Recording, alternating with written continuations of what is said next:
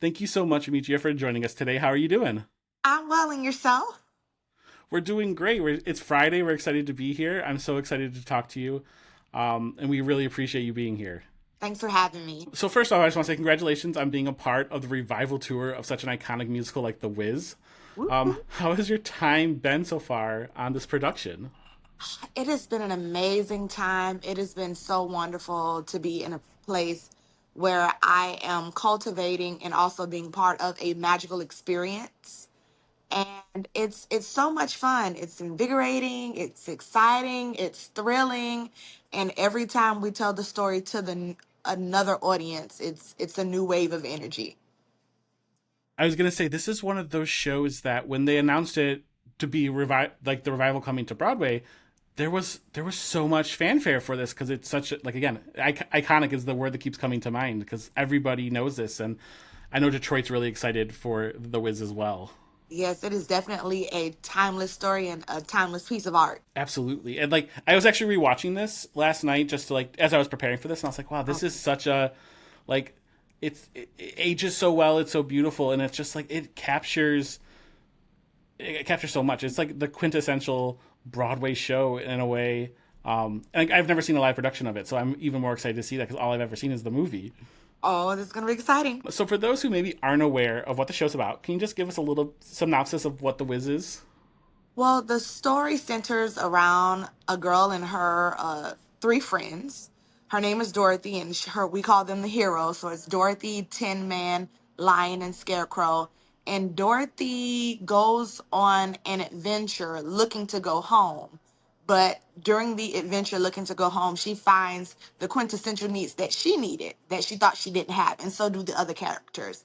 They're looking for courage, they're looking for heart, they're looking for brains, and they all find that they've had these things within themselves all the time. This journey helped them unlock their knowing. Which is a psychologist I absolutely love because all the time we tend to have those things inside of us, but we don't even realize the Yeah. power of like recognizing that and coming to terms with that. And something I was also struck by last night as well.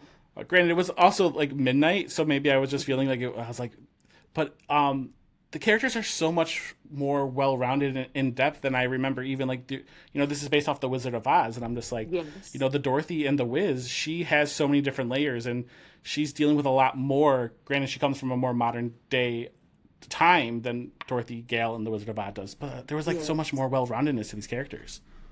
Yes, Dorothy is a teenager, and if you've ever been in spaces with them, whether that's through family or through education, they go through a lot of hormonal changes.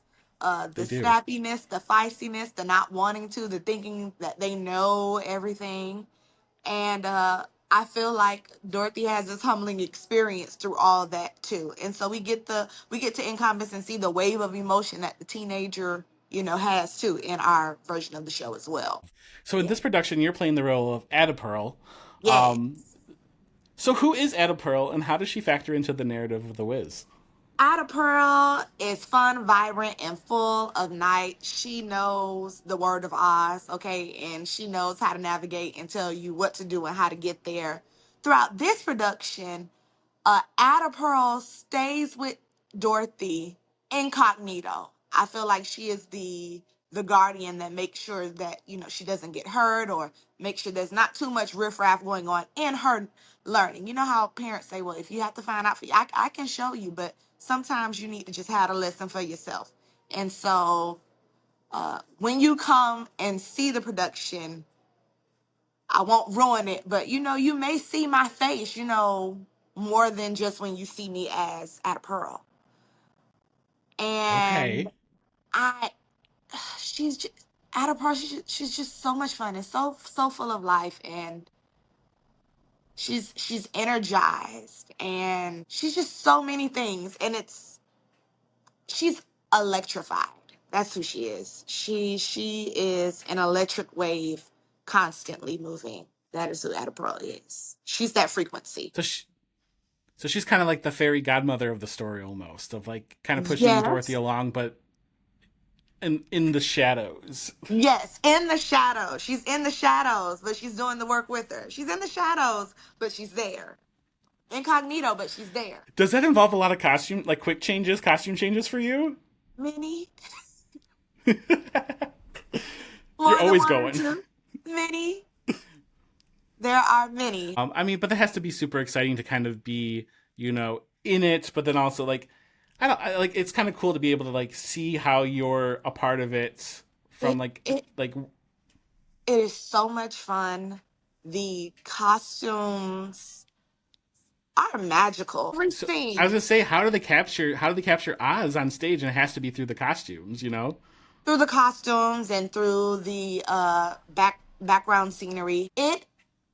It is something out of this world. It's like when you see us in these costumes, it's giving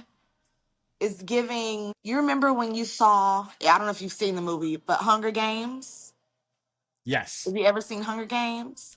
Our I have. costumes are as brilliant as Hunger Games. Our costumes are as brilliant as Black Panther. It's magical. The fits are fitting. We are well tailored. It is giving dandyism. We have arrived, okay? This is the musical Met Gala, if I do say so myself. I mean, that sounds so beautiful because I mean Yeah. those are iconic costumes. And again, like this is, I keep using the word iconic, but like truly, the Wiz is one of a kind, in its And we storytelling, but also in the way it looks. we do our work and our acting, but there's something about when you put the costume on that just helps you become just a bit more. And when we put these costumes on, that's exactly what happens. It's that final piece of the puzzle. Like you can do all the work you want, but as soon as you put on that costume, you are Addaperle. Yes. Yes, very much so. Very much so. I also noticed as I was kind of researching this is a huge production. There's a lot of people up on stage, a lot of ensemble members, a lot of the principal cast. What is it like to be in a show that is huge? I mean, I think I was counted. There's like 20, 30 people in this production. Sounds about right.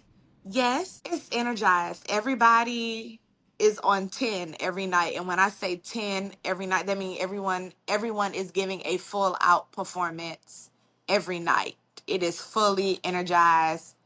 It's fully charged. It's a hoot and a fun time. It is a hoot and a fun time on stage as we tell this story. Everyone is fully engaged. Yes, the It's dancers almost are dancing. impossible to be tired. We by the time we end the show and get given our heart soul, yes, we are tired, but we left it all on the stage. We left it all on the stage. Sure. We left it all on the stage for the performance, so that the audience can receive everything they need to in us telling the story the right and proper way, and that's full out. That's beautiful. And on top of that, you're also an understudy for Auntie Em and Eveline. So how does that role compare to that of Addaperle? Well, Addaperle and Eveline in the story are sisters. Okay. Uh, but they are two different. They live in two different worlds. They live in two different worlds, and they are two different beings energetically. Ada Pearl is friendly and exciting and fun, and Eveline is everything opposite of that. She is evil and wicked and furious and unpleasant most all of the time. Uh, she sings down that character. She sings down about her bad news, and M is total polar opposite from Eveline, though. Even though Right. the actor is played, even though the actor plays both character, Aunt M is a bit warm and trying, understanding and a bit more loving. Yes, but all the characters are well rounded and well crafted, and everyone is doing an amazing job encompassing the characters and bringing them to life. I love that.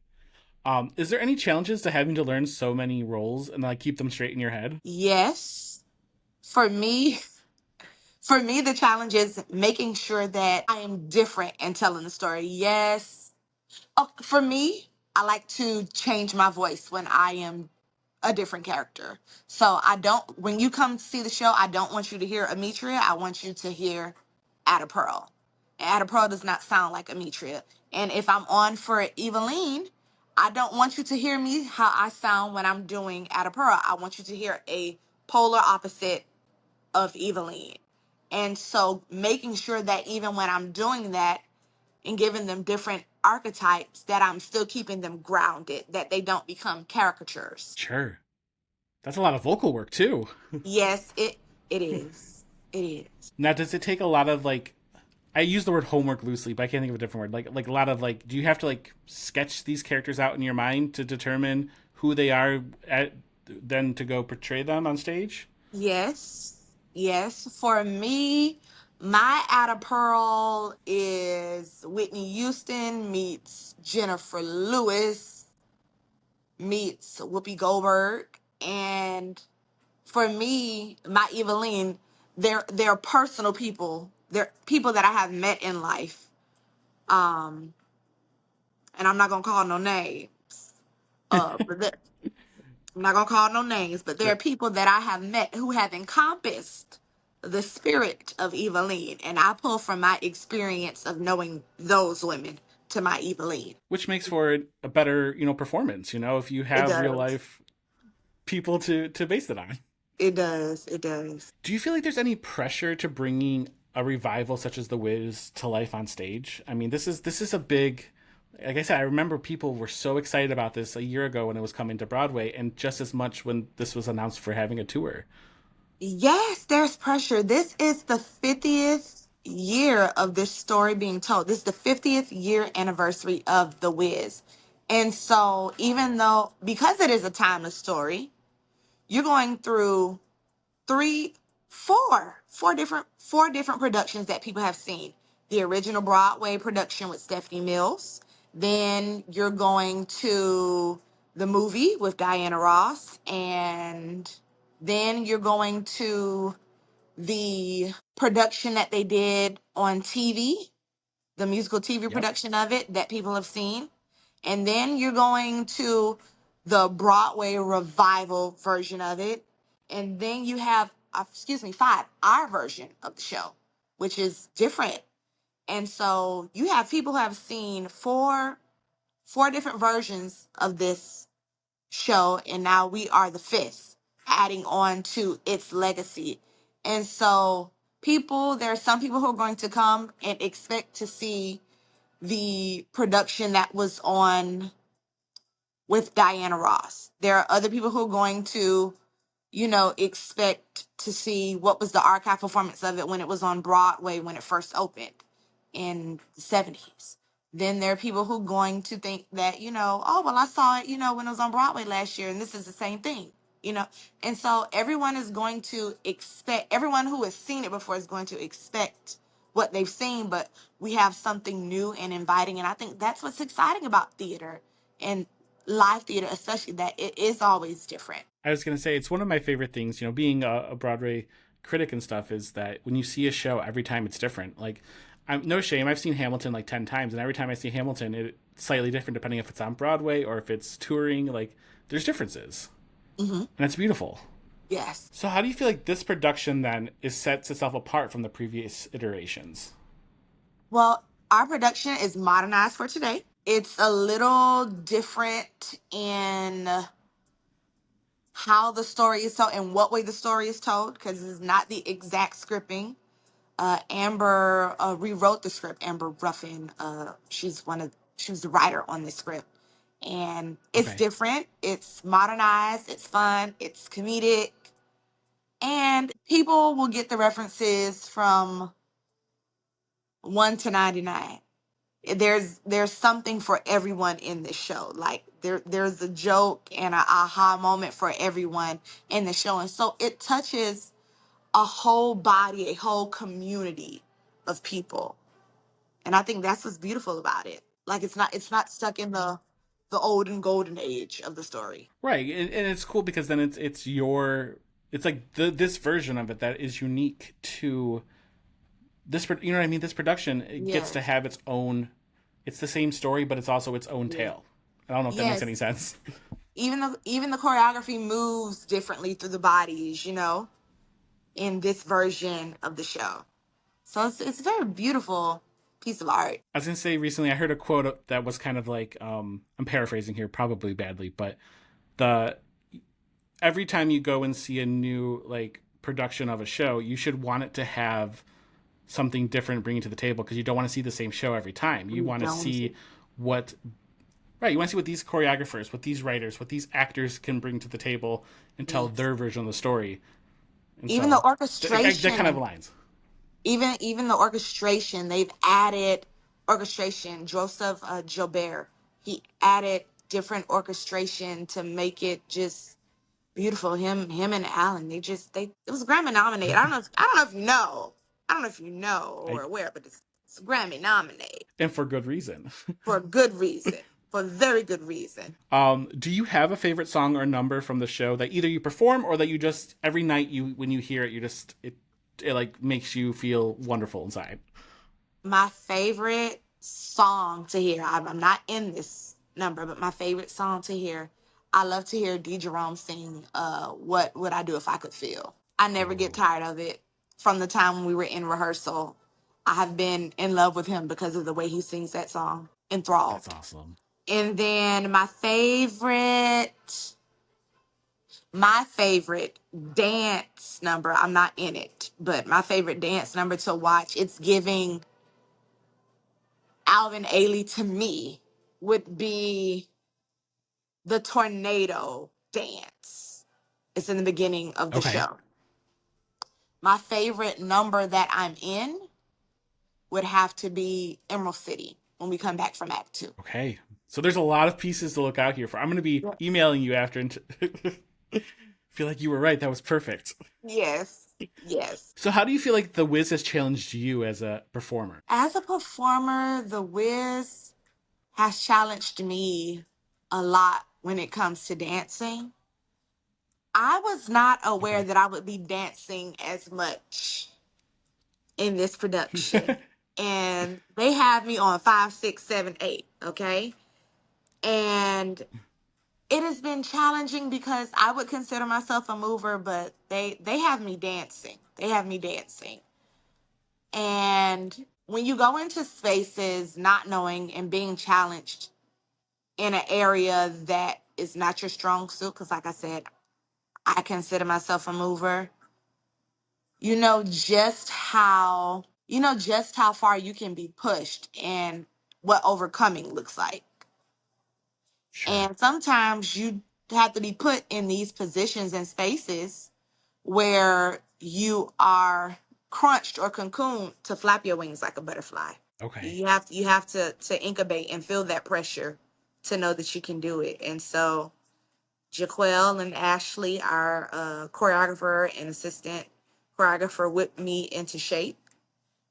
And so now I'm doing the things. But I would say that has been my most challenging work on this production. I could imagine. Again, having only seen the movie, but I was watching, I was like, man, this is dance heavy. This is like, so I can only imagine how the transposes to the stage. I'm like, ooh, those Yes. people are probably from start to finish just dancing their butts off. Yeah, they tricked me. If I would have known I would have been dancing like that, I probably would have been like, you sure you want me to do the me? But we are doing it and but it is fun and amazing and it's very moving. so switching, like still incorporating the Wiz, but just why do you feel like shows such as The Wiz or The Color Purple, which you previously did, are so important to tell for theater? Well, sometimes when you don't live in community, you don't know what's in the community. And art is the mirror to the world to which people get to see it.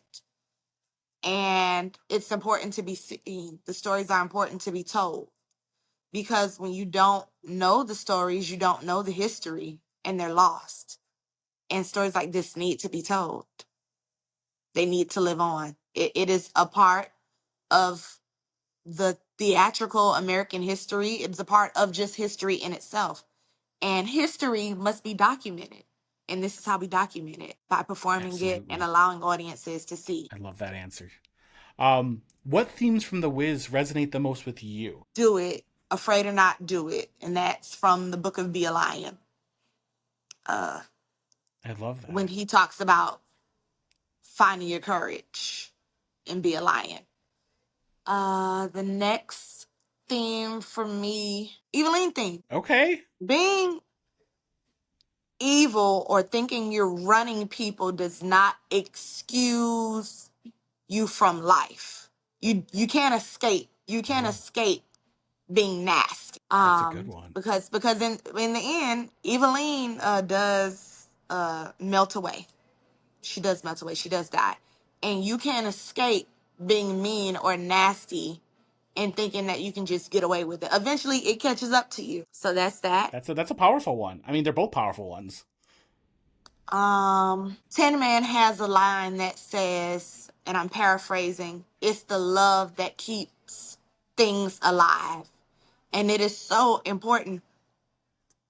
It is so important to nurture what you love. When you don't nurture what you love, it dies. It shrivels up like a plant and it withers away. But if you love something, you must water it, you must pour into it, you must give it attention. So that's my Tin That Man one. that's such a great one for, especially, I feel like, I mean, everybody, but especially younger audiences. Like the they could easily be the person on stage doing it as well, as long as they put their love and heart and soul into that, and like friendships and relationships. But like love is important to that, and watering those things are important. So that's a great message for the younger audiences too. Yes. And Scarecrow, all you have is in you. He thought he didn't have a brain. He thought he wasn't smart, but everything that he had was in him. It's the knowing. Everything you need is always in you. If you have you, you have enough. You are always enough. Everything that you need is in you, and you are enough. Just you are enough. And then Whew.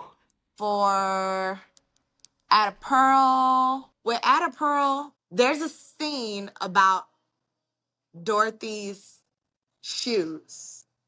The only two people that you see in the show who can touch Dorothy's shoes are Dorothy and Addaperle. And for Okay, that, I want to talk about anointing. When you have favor, when something is for you, it's for you. No one can touch or have what is yours. And even that's a when good one. someone thinks they can, they have to pass it along because it belongs to you. That's exceptional. That's, I mean, I love that you have a theme and it shows how much this show can resonate with everybody, because every character has a theme that people can pick up on, and they can take something from the show. Yes, yes. So, as a psychologist, I always wonder, how do people on touring productions prioritize their mental health? Is there anything specific you do for your mental health? Yes. Uh, I believe that therapy as well, and if you haven't done it in life, you should try it. That's one. And I nothing appreciate has to that. be nothing. There's such a stigmatism. There's such a stigmatism about people going to get help for therapy, and nothing. I want to also say nothing has to be wrong with you to get therapy. It's almost better to get therapy or start therapy when you don't think you need it and you're in the happiest of spaces, because that's how you know your check-in point. I also want to say it's okay not to be okay. I've never shared this publicly. My cast knows, but the world doesn't know. uh the first day of rehearsal for this production, my grandmother died. So sorry. That was January 13th or 15th. I think it's 13th. The day we opened the show, February 22nd, my best friend died. Thought I was doing okay. You know what I mean? With handling the grief of my grandmother. She was older. She was almost 90. She would have been 90 in July. And so, you're like, she lived a life. And then my best friend passed away, and I was not okay. It was opening, and I did not call out of work. And I was falling apart backstage and sometimes on stage doing tech rehearsals. Um, but you just never know what people are going through. And the audience didn't know that I was grieving. The audience didn't know that I was falling apart. The audience didn't know that I was crying in the wings. Um, but I think That'd be tough. sometimes we hold on to things thinking that, you know what, I can do it and it's fine. And we wear a mask that grins and lies and hides our cheeks and shades our eyes. but you don't have to, and you can go get help, and it's okay to get help. And the last thing I'll say about that, every organ in the body you can get transplanted except for one. And that is your brain. And if your brain is not well, if the right activity is not moving well in the brain, everything else shuts down. So go get your wellness right mentally. That was But other beautiful. things that I Thank you for that. do, no problem. Other things that I do, I like to explore the city. Last week we were in San Antonio and I went on a riverboat ride. And what else did I Oh, do? Oh, I went horseback riding. oh, So that'd be like fun. making time to like see the city, see the city in those ways and adventure out. It's very important. Muy importante. As I say, it makes you feel like not so isolated because I can assume that like while you have a family of your touring production, it can be Yes. very isolating when you're just hopping from city to city. Yes, yes. We love the community of the theater and my coworkers, but sometimes you have to see what else is out there, and in order to see that you have to explore. You have to go on an adventure like Dorothy, going down the Yellow Brick Road. Absolutely. He's on down the Yellow Brick Road, to the many different places. So, final question for you is just what are you hoping audiences take away from this production of The Wiz? I'm hoping that the audience can take away life lessons. I'm hoping that they can see the themes, and I am hoping that once they see it, they feel energized to take on a new adventure. I hope that they will not be afraid to leap into something new. I hope that even if they are, they do it scared or brave. Just jump, be courageous. I hope that they will find kindness on their yellow brick road and give it to others, because you never know what other people are going through. Another joke I Absolutely. wonder in my head is, they say that in the script there's a line that says Evelyn has some underlying issues. And so maybe sometimes if we just extend a little kindness, I know sometimes it's not easy when you're dealing with people with different personalities Right. that Absolutely. don't align with yours. But if we could all just extend a little kindness along the way, it might go a little further the road. Yes. That was a beautiful answer. Thank you so much for your time today. I really appreciate talking with you. Thank you so much, Ryan. You have a good one, and thanks for having us. And I look forward to seeing you soon down the Yellow Brick Yep. Road. He's on down the road. The Wiz arrives at the Fisher Theater as the final show of Broadway in Detroit season on June 17th and runs to the 29th. So get your tickets now and we'll see you there. See you soon.